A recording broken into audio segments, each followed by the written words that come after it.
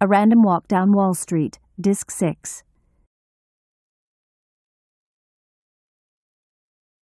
The Middle of the Road. A Personal Viewpoint. Let's first briefly recap the diametrically opposed viewpoints about the functioning of the stock market. The view of most investment managers is that professionals certainly outperform all amateur and casual investors in managing money. Much of the academic community, on the other hand, believes that professionally managed investment portfolios cannot outperform randomly selected portfolios of stocks with equivalent risk characteristics. Random walkers claim that the stock market adjusts so quickly and perfectly to new information that amateurs buying at current prices can do just as well as the pros. Thus, the value of professional investment advice is nil, at least insofar as it concerns choosing a stock portfolio. I walk a middle road. I believe that investors might reconsider their faith in professional advisors, but I'm not as ready as many of my academic colleagues to damn the entire field. Although it's abundantly clear that the pros do not consistently beat the averages, I must admit that exceptions to the rule of the efficient market exist. Well, a few. Although the preponderance of statistical evidence supports the view that market efficiency is high, some gremlins are lurking about that harry the efficient market theory and make it impossible for anyone to state that the theory is conclusively demonstrated. Finding inconsistencies in the efficient market theory became such a cottage industry during the late 1980s and 1990s that I will devote an entire chapter, Chapter 11, to the market anomalies and so-called predictable patterns that have been uncovered. Moreover, I worry about accepting all the tenets of the efficient market theory, in part because the theory rests on several fragile assumptions. The first is that perfect pricing exists. As the quote from Paul Samuelson indicates, the theory holds that at any time stocks sell at the best estimates of their intrinsic values. Thus, uninformed investors buying at the existing prices are really getting full value for their money, whatever securities they purchase. This line of reasoning is uncomfortably close to that of the greater fool theory. We've seen ample evidence in Part 1 that stocks sometimes do not sell on the basis of anyone's estimate of value, as hard as this is to measure, that purchasers are often swept up in waves of frenzy. It's true that the market pros were largely responsible for several 20th century speculative crazes, including the turn-of-the-century Internet bubble, but the existence of such psychological influences on market prices at least raises the possibility that investors may not want to accept the current tableau of market prices as being the best reflection of intrinsic values. Another fragile assumption is that news travels instantaneously. I doubt that there will ever be a time when all useful inside information is immediately disclosed to everybody. Indeed, even if it can be argued that all relevant news for the major stocks followed by institutional investors is quickly reflected in their prices, it may well be that this is not the case for all the thousands of small companies that are not closely followed by the pros.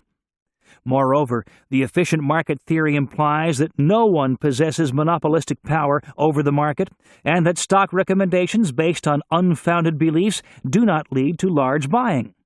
But firms specializing in research services and various institutional investors wield considerable power in the market and can direct tremendous money flows in and out of stocks. In this environment, it's quite possible that erroneous beliefs about a stock by some professionals can, for a considerable time, be self-fulfilling. Finally, there's the enormous difficulty of translating known information about a stock into an estimate of true value. We've seen that the major determinants of a stock's value concern the extent and duration of its growth path far into the future. Estimating this is extraordinarily difficult, and there's considerable scope for an individual with superior intellect and judgment to turn in a superior performance. But although I believe in the possibility of superior professional investment performance, the evidence we have thus far does not support the view that such competence exists. and although I may be excommunicated from such academic sects because of my only lukewarm endorsement of the semi-strong, and particularly the strong form of the efficient market theory, I make no effort to disguise my heresy in the financial church. It's clear that if there are exceptional financial managers, they are very rare, and there's no way of telling in advance who they will be. This is a fact of life, with which both individual and institutional investors have to deal.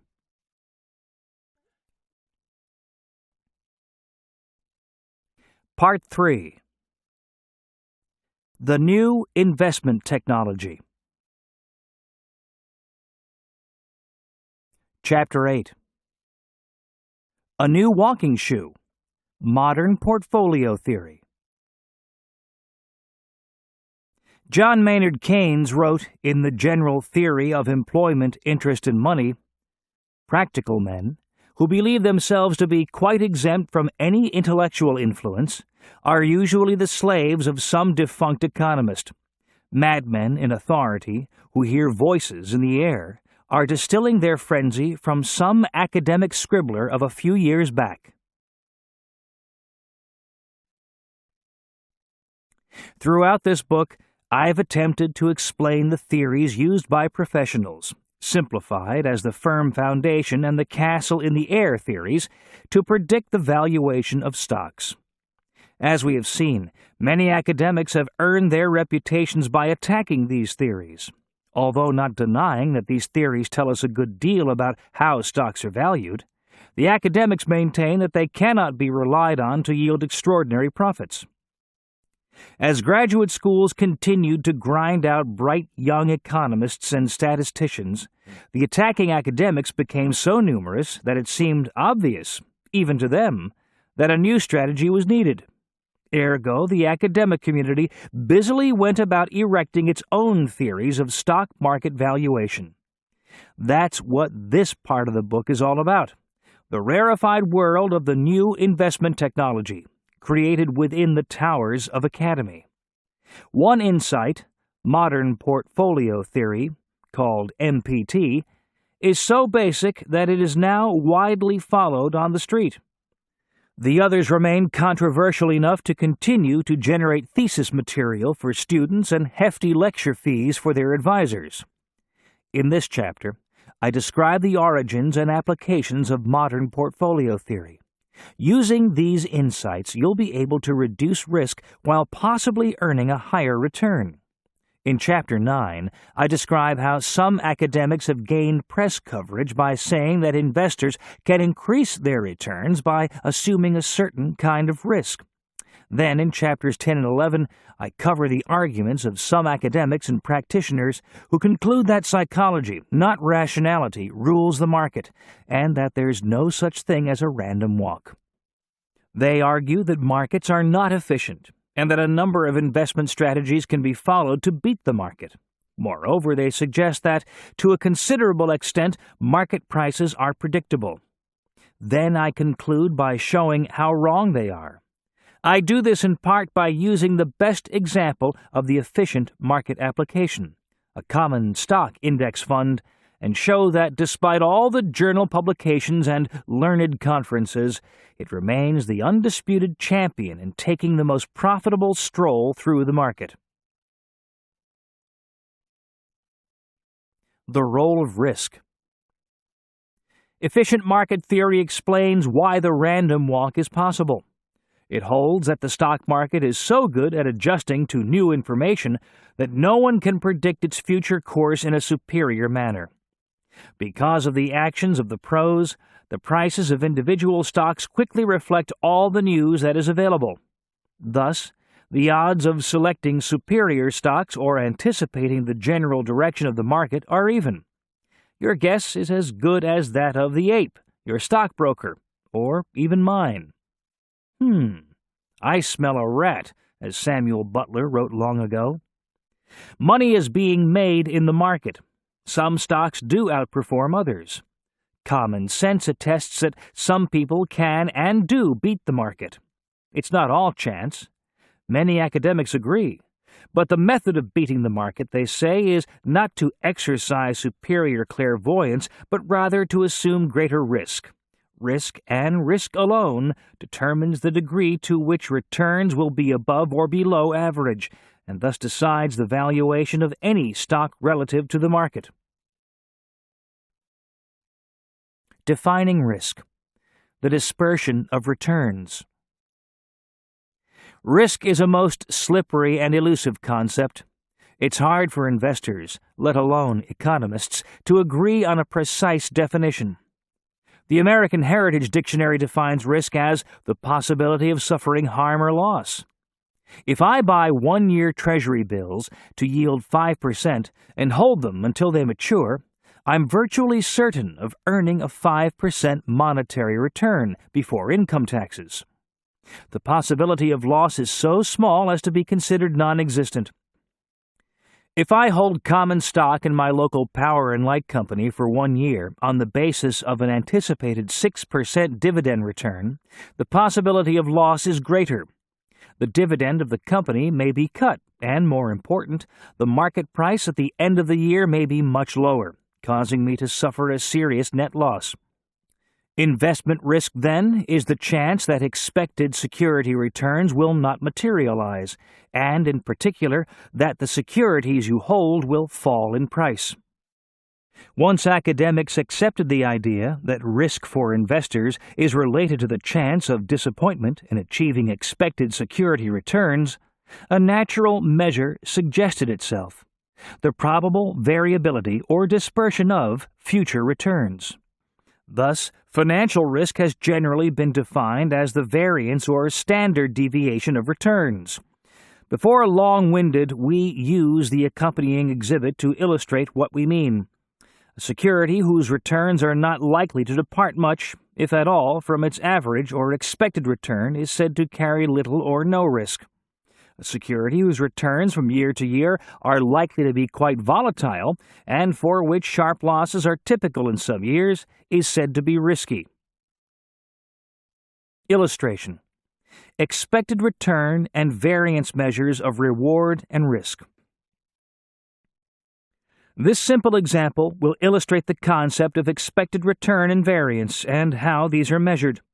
Suppose you buy a stock from which you expect the following overall returns, including both dividends and price changes under different economic conditions. For example, if business conditions are normal, the possibility of occurrence is 1 chance in 3, with an expected return of 10%. If business conditions are showing rapid real growth without inflation, the possibility of occurrence 1 chance in 3, with an expected return of 30%. If business conditions show a recession with inflation or stagflation, the possibility of occurrence is 1 chance in 3, the expected return minus 10%. If, on average, a third of past years have been normal, another third characterized by rapid growth without inflation, and the remaining third characterized by stagflation, it might be reasonable to take these relative frequencies of past events and treat them as our best guesses or probabilities of the likelihood of future business conditions. We could then say that an investor's expected return is 10%. 1/3 of the time the investor gets 30%, another 1/3 10%, and the rest of the time she suffers a 10% loss. This means that, on average, her yearly return will turn out to be 10%. Expected return equals 1/3, or 0.30, plus 1/3, 0.10, plus 1/3, minus 0.10, equals 0.10. The yearly returns will be quite variable, however, ranging from a 30% gain to a 10% loss. The variance is a measure of the dispersion of returns. It's defined as the average squared deviation of each possible return from its average or expected value, which we just saw was 10%. Variance equals 1/3, 0.30 minus 0.10 squared, plus 1/3, 0.10 minus 0.10 squared, plus 1/3, minus 0.10 minus 0.10 squared equals 1/3, or 0.20 squared, plus 1/3, 0.00 squared, and 1/3, minus 0.20 squared equals 0.0267. The square root of the variance is known as the standard deviation. In this example, the standard deviation equals 0.1634. Dispersion measures of risk, such as variance and standard deviation, have failed to satisfy everyone. Surely riskiness is not related to variance itself, the critics say. If the dispersion results from happy surprises, that is, from outcomes turning out better than expected, no investors in their right minds would call that risk. It is, of course, quite true that only the possibility of downward disappointments constitutes risk. Nevertheless, as a practical matter, as long as the distribution of returns is symmetric, that is, as long as the chances of extraordinary gain are roughly the same as the probabilities for disappointing returns and losses, a dispersion or variance measure will suffice as a risk measure. The greater the dispersion or variance, the greater the possibilities for disappointment. Although the pattern of historical returns from individual securities has not usually been symmetric, the returns from well-diversified portfolios of stocks do seem to be distributed approximately symmetrically. On average, the portfolio returned close to 1% per month, or about 11% per year. In periods when the market declined sharply, however, the portfolio also plunged, losing as much as 20% in a single month. For reasonably symmetric distributions such as this one, a helpful rule of thumb is that 2/3 of the monthly returns tend to fall within one standard deviation of the average return, and 95% of the returns fall within 2 standard deviations. Recall that the average return for this distribution was close to 1% per month. The standard deviation, our measure of portfolio risk, turns out to be about 4.5% per month. Thus, in 2/3 of the months, the returns from this portfolio were between plus 5.5% and negative 3.5%, and 95% of the returns were between 10% and negative 8%. Obviously, the higher the standard deviation, the more spread out are the returns, the more probable it is, or the greater the risk, that at least in some periods you'll take a real bath in the market. That's why a measure of variability such as standard deviation is so often used and justified as an indication of risk. Documenting risk, a long-run study. One of the best documented propositions in the field of finance is that, on average, investors have received higher rates of return for bearing greater risk. The most thorough study has been done by Ibbotson Associates. Their data cover the period 1926 through 2005. What Ibbotson Associates did was to take several different investment vehicles, stocks, bonds, and treasury bills, as well as the Consumer Price Index, and measure their percentage increase or decrease each year for each item. A rectangle or bar was then erected on the baseline to indicate the number of years the returns fell between 0 and 5%. Another rectangle indicated the number of years the returns fell between 5 and 10%, and so on, for both positive and negative returns.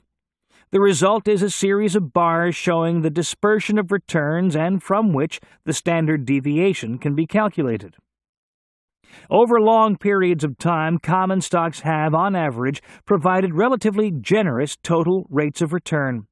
These returns, including dividends and capital gains, have exceeded by a substantial margin the returns from long-term bonds, treasury bills, and the inflation rate as measured by the annual rate of increase in consumer prices. Thus, stocks have tended to provide positive real rates of return, that is, returns after washing out the effects of inflation. The data show, however, that common stock returns are highly variable, as indicated by the standard deviation and the range of annual returns. Returns from equities have ranged from a gain of more than 50% in 1933 to a loss of almost the same magnitude in 1931. Clearly, the extra returns that have been available to investors from stocks have come at the expense of assuming considerably higher risk.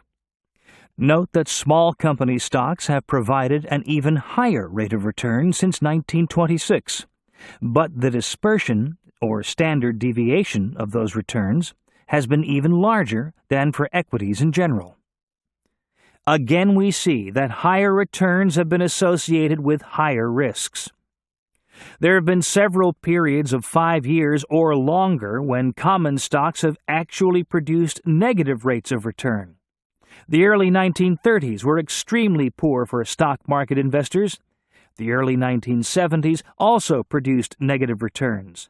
The one-third decline in the broad stock market averages during October 1987 is the most dramatic change in stock prices during a brief period since the 1930s.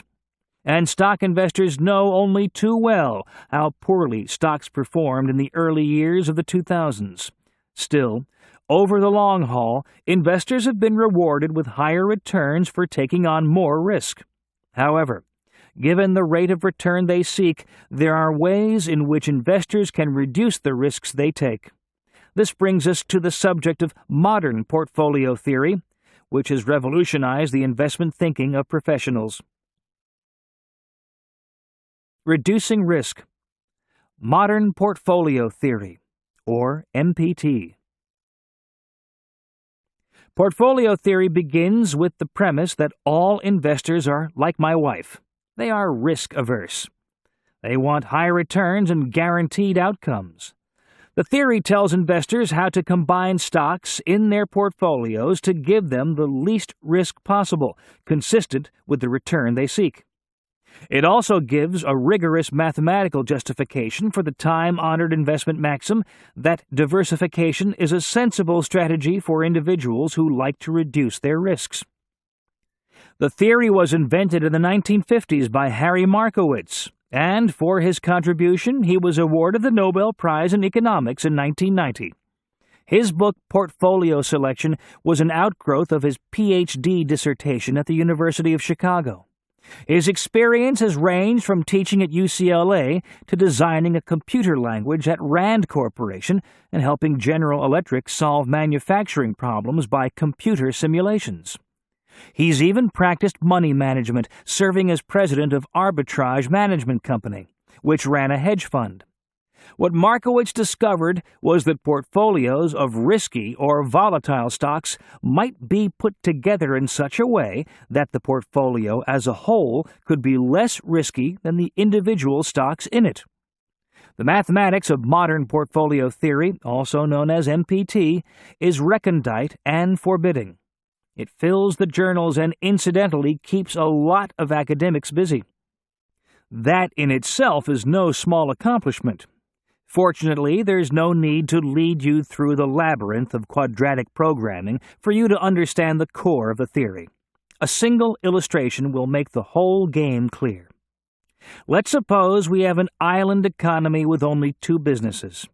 The first is a large resort with beaches, tennis courts, a golf course, and the like. The second is a manufacturer of umbrellas.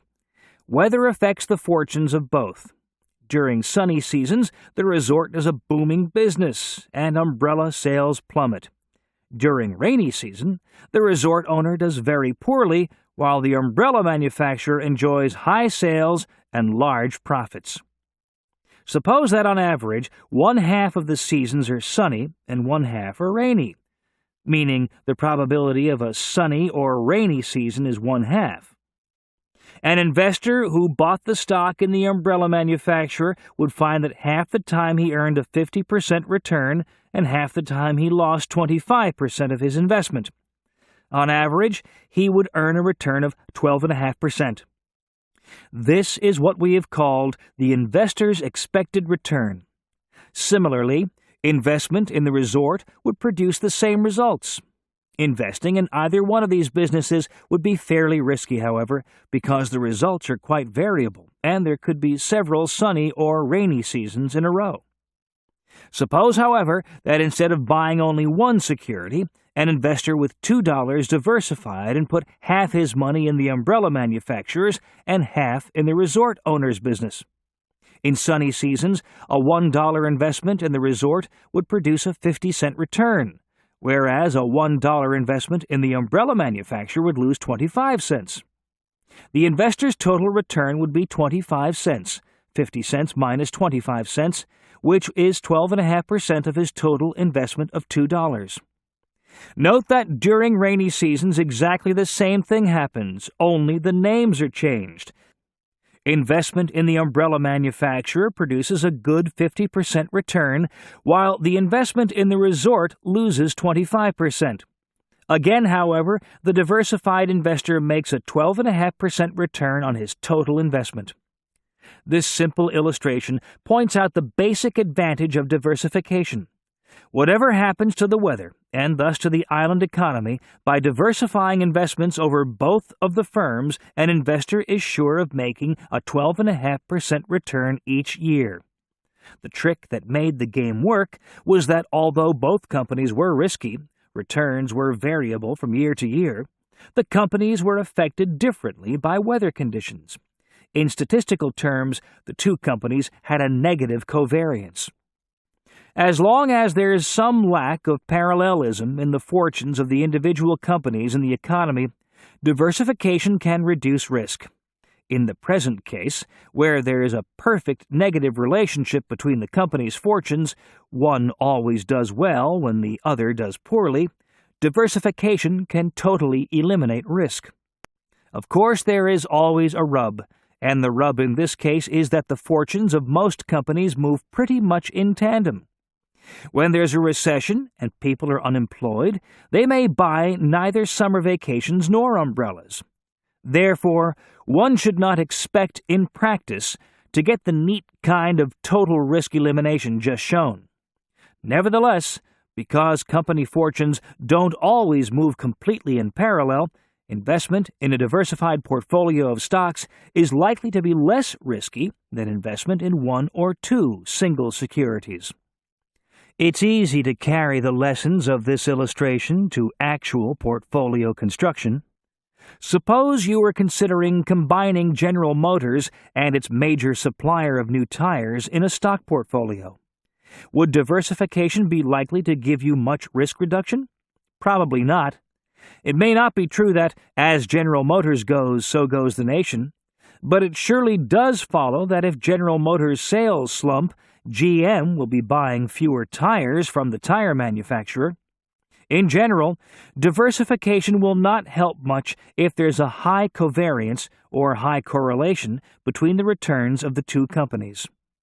On the other hand, if General Motors were combined with a government contractor in a depressed area, diversification might reduce risk substantially. If consumer spending is down, or if an oil crisis comes close to paralyzing the nation, General Motors sales and earnings are likely to be down and the nation's level of unemployment up. If the government makes a habit during times of high unemployment of giving out contracts to the depressed area to alleviate some of the unemployment miseries there, it could well be that the returns of General Motors and those of the contractor do not move in phase. The two stocks might have very little covariance or, better still, negative covariance. The example may seem a bit strained, and most investors will realize that when the market gets clobbered, just about all stocks go down. Still, at least at certain times, some stocks and some classes of assets do move against the market. That is, they have negative covariance, or, and this is the same thing, they are negatively correlated with each other. Now comes the real kicker. Negative correlation is not necessary to achieve the risk reduction benefits from diversification. Markowitz's great contribution to investors' wallets was his demonstration that anything less than perfect positive correlation can potentially reduce risk. Diversification in practice. To paraphrase Shakespeare, can there be too much of a good thing? In other words, is there a point at which diversification is no longer a magic wand safeguarding returns? Numerous studies have demonstrated that the answer is a resounding yes. Of course, economists qualify that straightforward answer. The golden number for American xenophobes, those fearful of looking beyond our national borders, is at least 50 equal-sized and well-diversified U.S. stocks. Clearly, 50 oil stocks or 50 electric utilities would not produce an equivalent amount of risk reduction. With such a portfolio, the total risk is reduced by over 60%, and that's where the good news stops, as further increases in the number of holdings do not produce much additional risk reduction. Those with a broader view, investors who recognize that the world has changed considerably since Markowitz first enunciated his theory, can reap even greater protection because the movement of foreign economies is not always synchronous with that of the U.S. economy, especially those in emerging markets. For example, increases in the price of oil have a negative effect on Europe, Japan, and even the United States, which is at least partially self-sufficient in oil. On the other hand, oil price increases have a very positive effect on Indonesia, Venezuela, and oil-producing countries in the Middle East. Similarly, increases in mineral and other raw material prices have positive effects on nations rich in natural resources and negative effects on many developed manufacturing countries. It turns out that about 50 is also the golden number for global-minded investors. Such investors, however, get more protection for their money.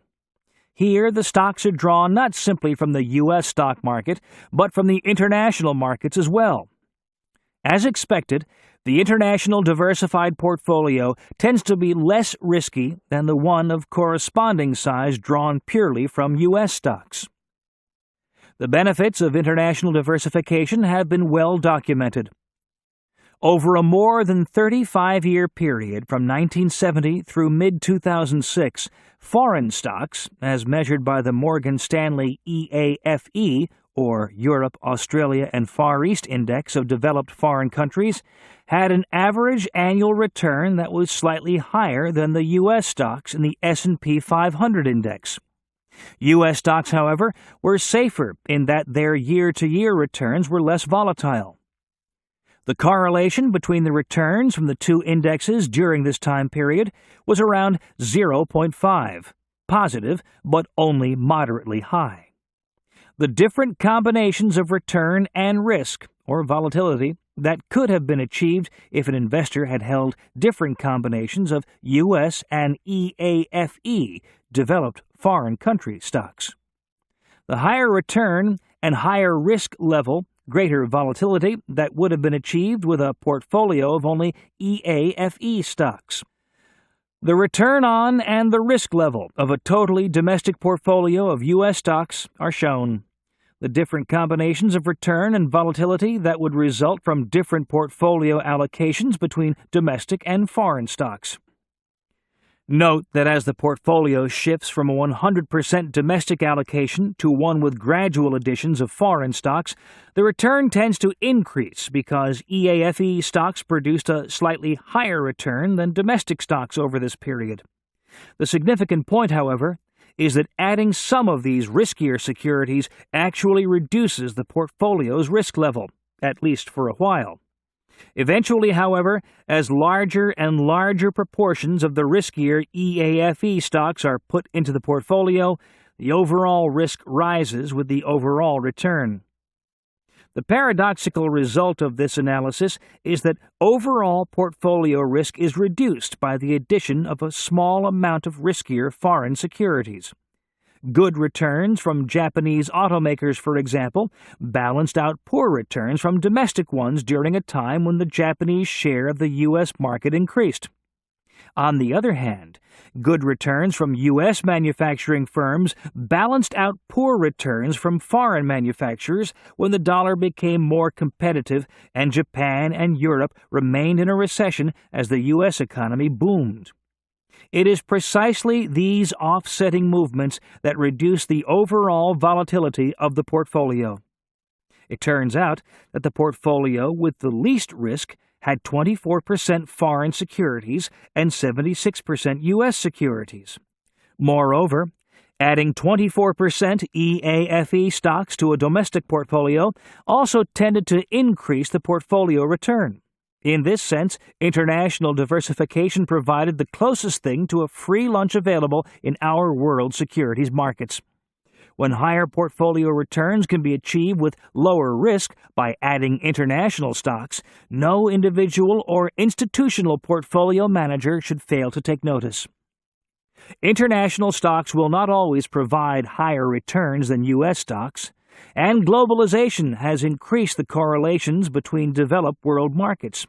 But correlations with emerging markets, especially China and India, have remained low. As long as correlations among markets remain in less than a perfect lockstep relationship, investors will gain considerable benefits from international diversification. Investors will be well advised to consider including stocks from emerging markets in their overall mix. Despite the fact that emerging stock markets are wildly volatile, having bucked up and down much more violently than the U.S. stock market, some further diversification into these markets can actually reduce overall portfolio volatility.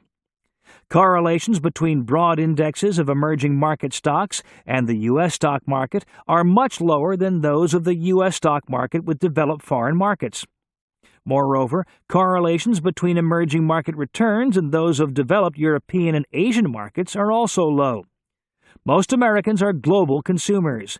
They buy cars from Japan and Germany, television sets from Asia, and a variety of goods from nearby Mexico and far-off China. Just as consumers benefit from the global marketplace, so too can investors benefit from global investing. And many of the most dynamic and innovative companies are located in the emerging markets.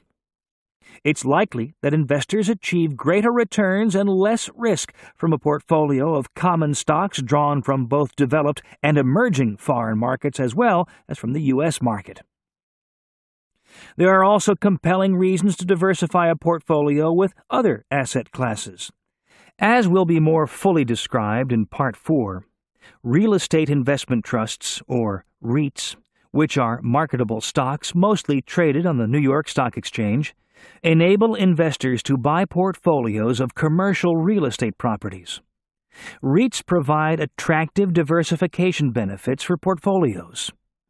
Real estate returns don't move in tandem with other assets. For example, during periods of accelerating inflation, properties tend to do much better than other common stocks.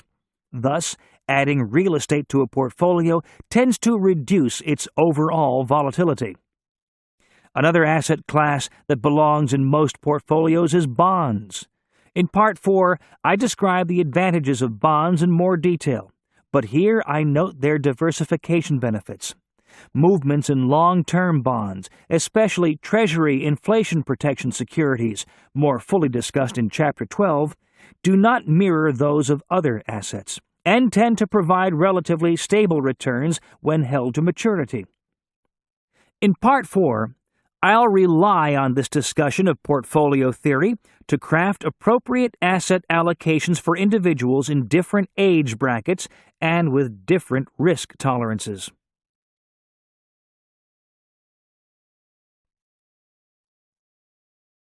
Chapter 9.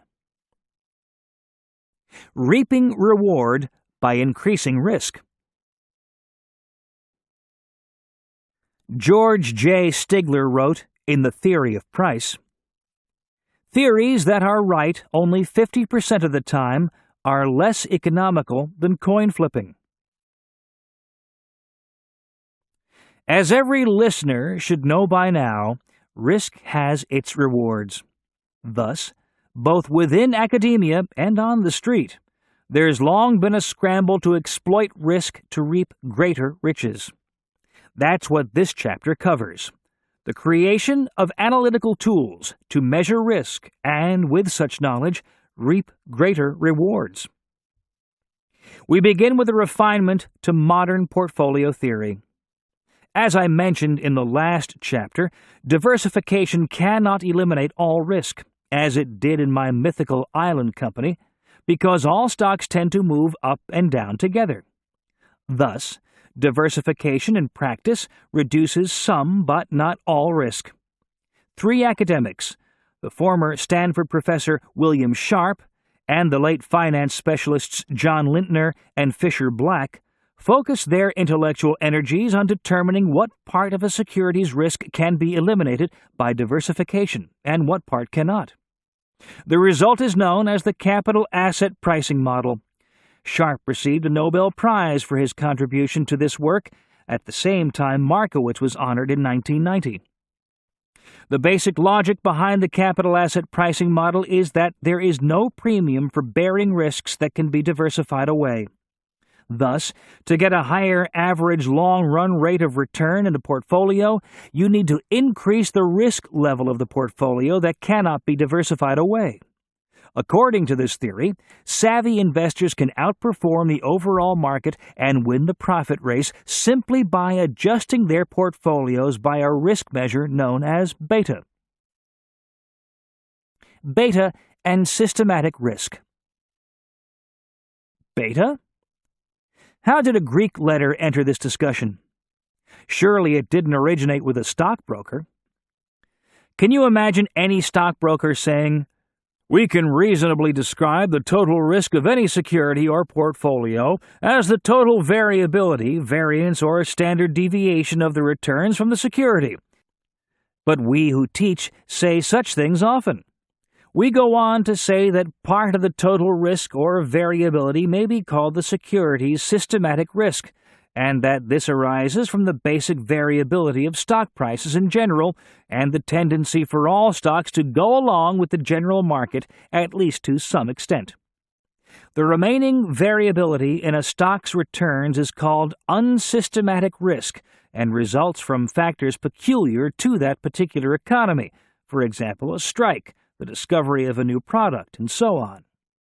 Systematic risk, also called market risk, captures the reaction of individual stocks or portfolios to general market swings. Some stocks and portfolios tend to be very sensitive to market movements. Others are more stable. This relative volatility or sensitivity to market moves can be estimated on the basis of the past record and is popularly known by, you guessed it, the Greek letter beta. You are now about to learn all you ever wanted to know about beta but were afraid to ask. Basically, beta is the numerical description of systematic risk.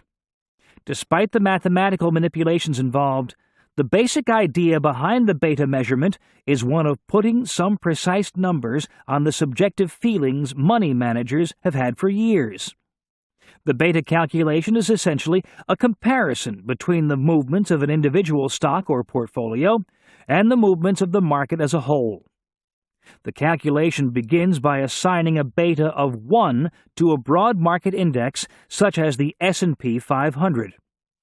If a stock has a beta of 2, then on average it swings twice as far as the market.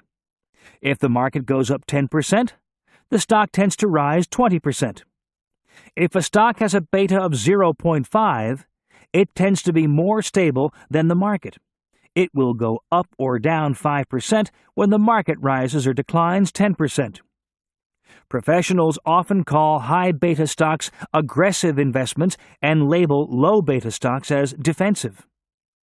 Now, the important thing to realize is that systematic risk cannot be eliminated by diversification.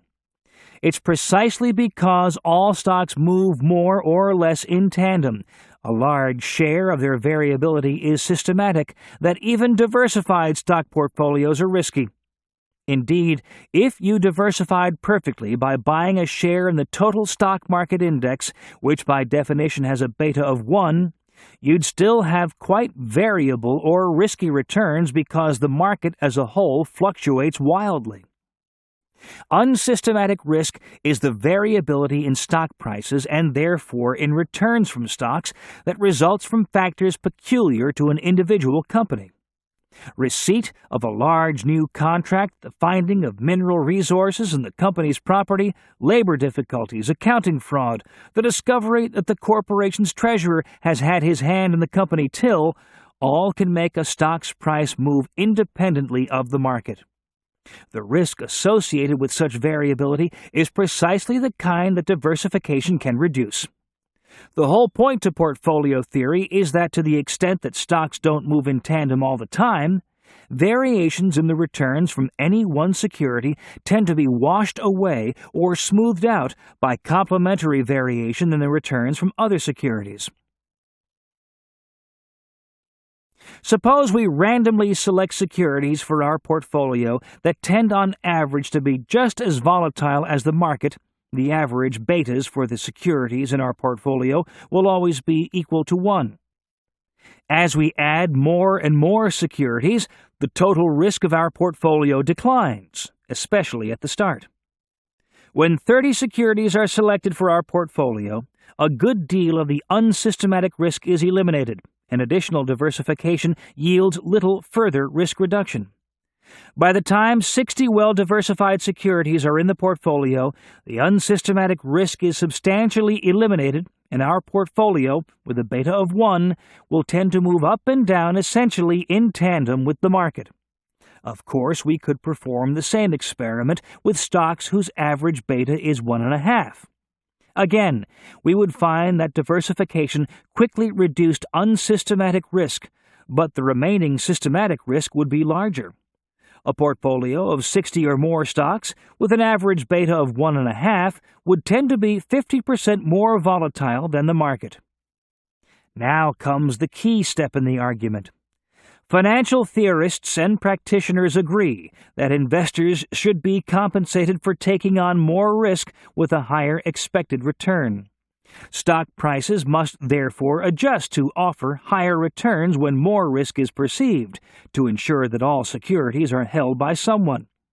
Obviously, risk-averse investors wouldn't buy securities with extra risk without the expectation of extra reward. But not all of the risk of individual securities is relevant in determining the premium for bearing risk. The unsystematic part of the total risk is easily eliminated by adequate diversification. So there's no reason to think that investors will receive extra compensation for bearing unsystematic risk.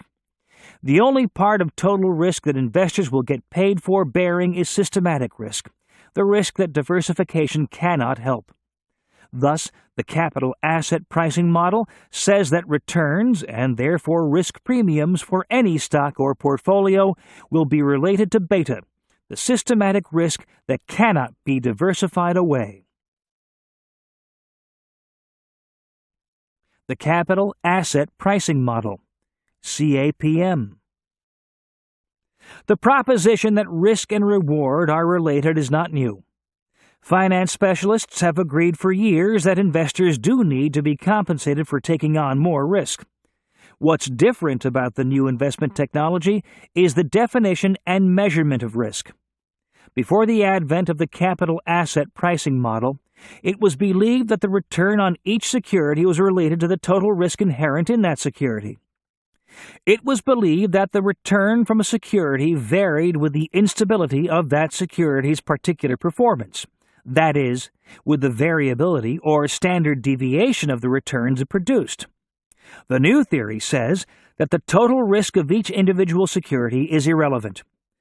It is only the systematic component that counts as far as extra rewards go. Although the mathematical proof of this proposition is forbidding, the logic behind it is fairly simple. Consider a case in which there are two groups of securities, Group 1 and Group 2, with 60 securities in each. Suppose that the systematic risk, or beta, for each security is 1. That is, each of the securities in the two groups tends to move up and down in tandem with the general market. Now, suppose that because of factors peculiar to the individual securities in Group 1, the total risk for each of them is substantially higher than the total risk for each security in Group 2.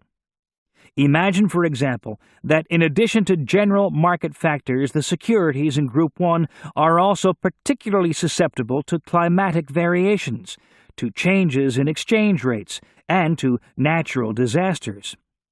The specific risk for each of the securities in Group 1 will therefore be very high.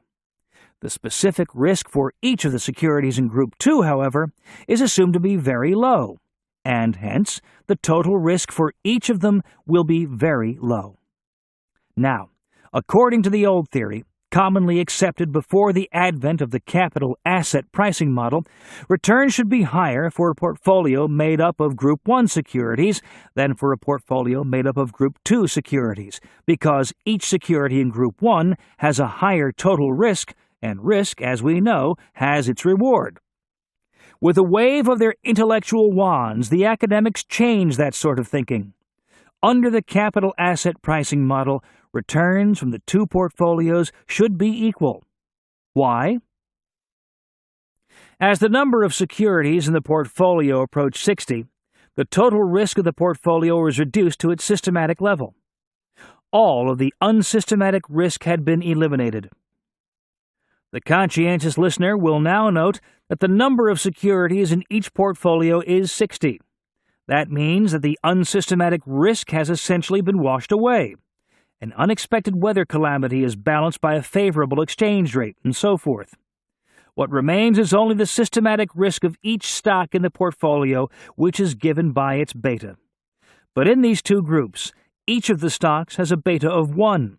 Hence, a portfolio of Group 1 securities and a portfolio of Group 2 securities will perform exactly the same with respect to risk, or standard deviation, even though the stocks in Group 1 display higher total risk than the stocks in Group 2. The old and the new views now meet head-on. Under the old system of valuation, Group 1 securities were regarded as offering a higher return because of their greater risk. The capital asset pricing model says that there is no greater risk in holding Group 1 securities if they are in a diversified portfolio. Indeed, if the securities of Group 1 did offer higher returns, then all rational investors would prefer them over Group 2 securities and would attempt to rearrange their holdings to capture the higher returns from Group 1. But by this very process, they'd bid up the prices of Group 1 securities and push down the prices of Group 2 securities until, with the attainment of equilibrium, when investors no longer want to switch from security to security, the portfolios for each group had identical returns related to the systematic component of their risk, or beta, rather than to their total risk, including the unsystematic or specific portions. Because stocks can be combined in portfolios to eliminate specific risk, only the undiversifiable or systematic risk will command a risk premium. Investors will not get paid for bearing risks that can be diversified away. This is the basic logic behind the capital asset pricing model.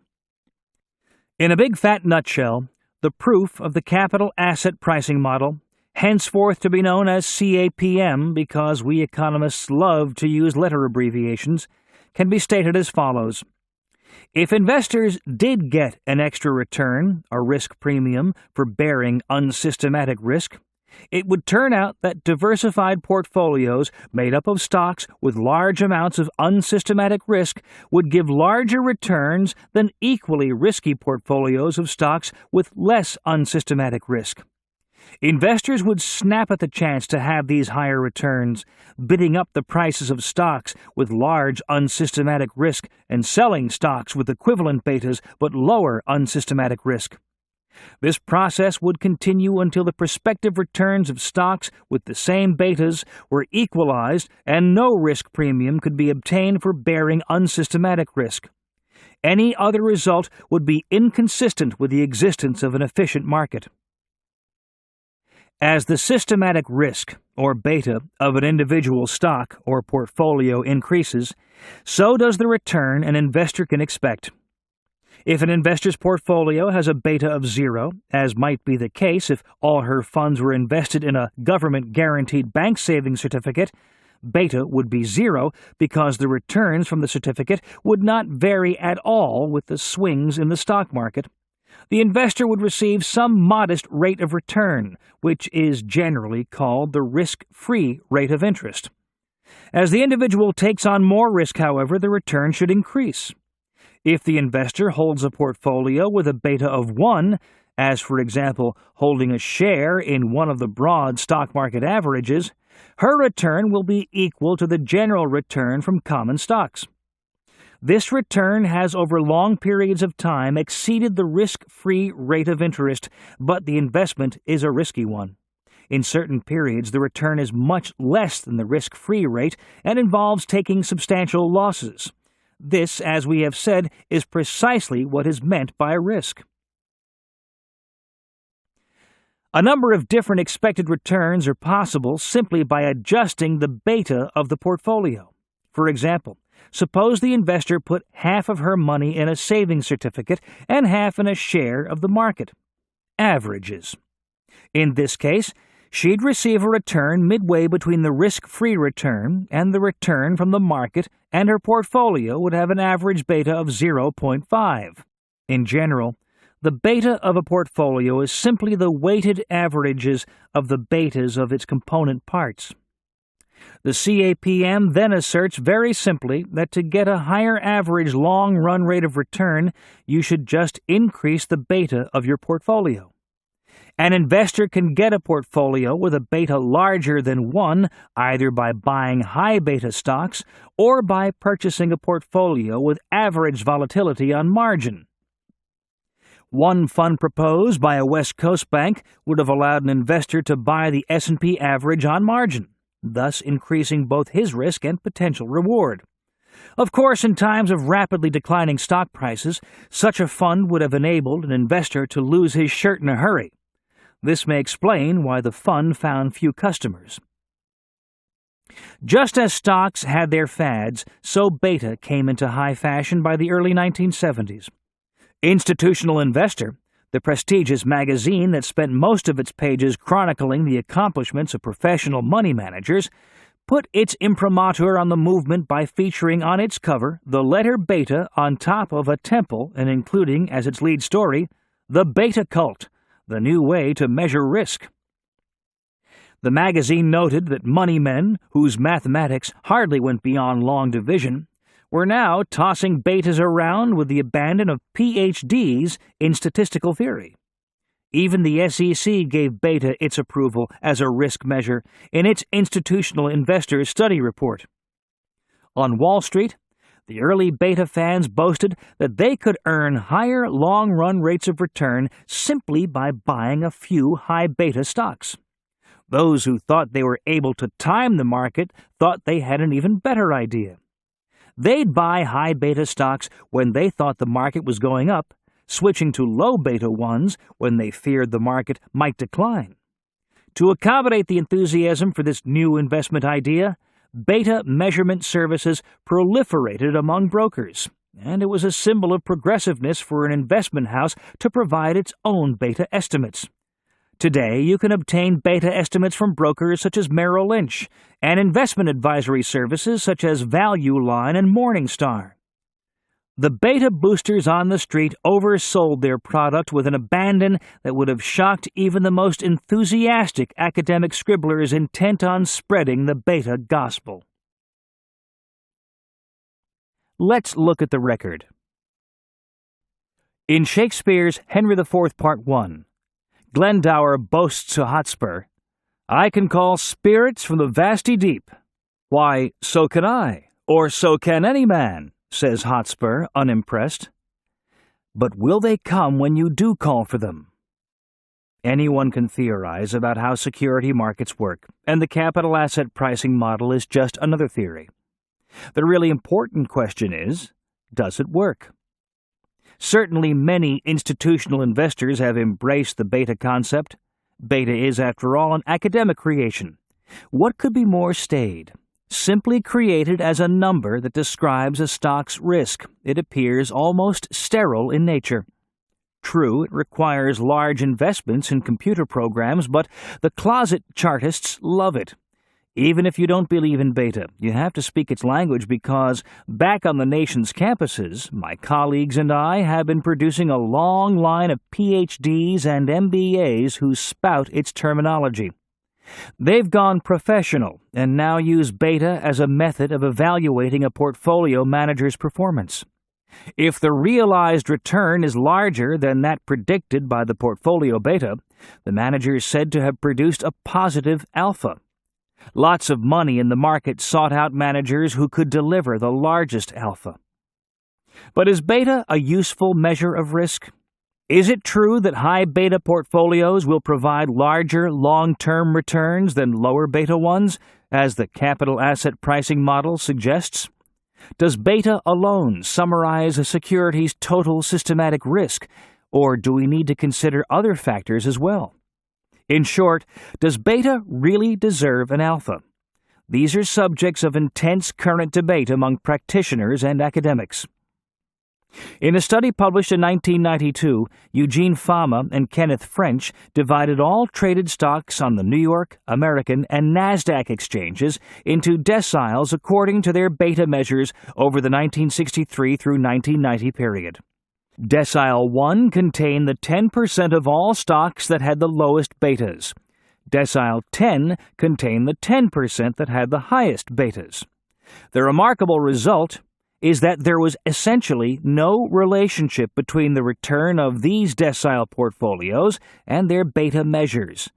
I found a similar result for the relationship between return and beta for mutual funds.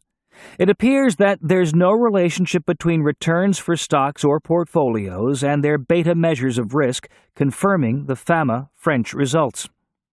Because their comprehensive study covered a period of almost 30 years, Fama and French concluded that the relationship between beta and return is essentially flat. Beta, the key analytical tool of the capital asset pricing model, is not a useful measure to capture the relationship between risk and return.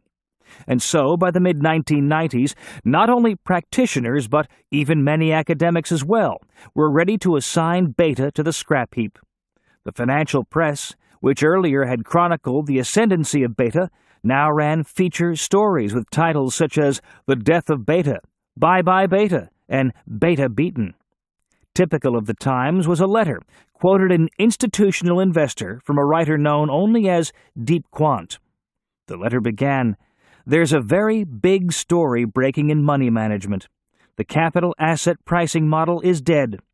The magazine went on to quote one turncoat quant as follows, "Advanced mathematics will become to investors what the Titanic was to sailing." And so the whole set of tools making up the new investment technology, including even modern portfolio theory, came under a cloud of suspicion. An appraisal of the evidence. My own guess is that the turncoat quant is wrong. The unearthing of serious cracks in the CAPM will not lead to an abandonment of mathematical tools in financial analysis and a return to traditional security analysis. Moreover, I'm not quite ready to write an obituary for beta at this time. There are many reasons, I believe, to avoid a rush to judgment. First, it's important to remember that stable returns are preferable, that is, less risky than very volatile returns. Clearly, if one could earn only the same return drilling for oil as from a riskless government security, only those who loved gambling for gambling's sake alone would drill for oil. If investors really did not worry at all about volatility, the multi-trillion-dollar derivative securities markets would not be thriving as they are. Thus, the beta measure of relative volatility does capture at least some aspects of what we normally think of as risk, and portfolio betas from the past do a reasonably good job of predicting relative volatility in the future. Second, as Professor Richard Roll of UCLA has argued, we must keep in mind that it's very difficult, indeed probably impossible, to measure beta with any degree of precision. The S&P 500 index is not the market. The total stock market contains many thousands of additional stocks in the United States and thousands more in foreign countries. Moreover, the total market includes bonds, real estate, precious metals, and other commodities and assets of all sorts, including one of the most important assets any of us has, the human capital built up by education, work, and life experiences. Depending on exactly how you measure the market, you can obtain very different beta values. One's conclusions about the capital asset pricing model and beta as a measure of risk depend very much on how you measure beta. Two economists from the University of Minnesota, Ravi Jagannathan and Zhenyu Wang, find that when the market index against which we measure beta is redefined to include human capital, and when betas are allowed to vary with cyclical fluctuations in the economy, the support for the CAPM and beta as a predictor of returns is quite strong. Third, there's some evidence that returns are positively related to beta when measured over a much longer period, such as 1927 to the present. Moreover, beta did a reasonably good job of predicting relative returns during the decade of the 1990s. Finally, investors should be aware that even if the long-run relationship between beta and return is flat, beta can still be a useful investment management tool. Were it in fact the case that low beta stocks will dependably earn rates of return at least as large as high beta stocks, a very big if indeed, then beta as an investment tool would be even more valuable than it would be if the capital asset pricing model held. Investors should scoop up low beta stocks and earn returns as attractive as for the market as a whole, but with much less risk. And investors who do wish to seek higher returns by assuming greater risk should buy and hold low beta stocks on margin, thereby increasing their risk and returns. Moreover, beta may be a useful risk measure during sharp market swings. High beta stocks did tend to fall more than low beta stocks in all of the bear market periods during the past 50 years. High beta tech stocks took a particularly painful beating during the bear market of the early 2000s.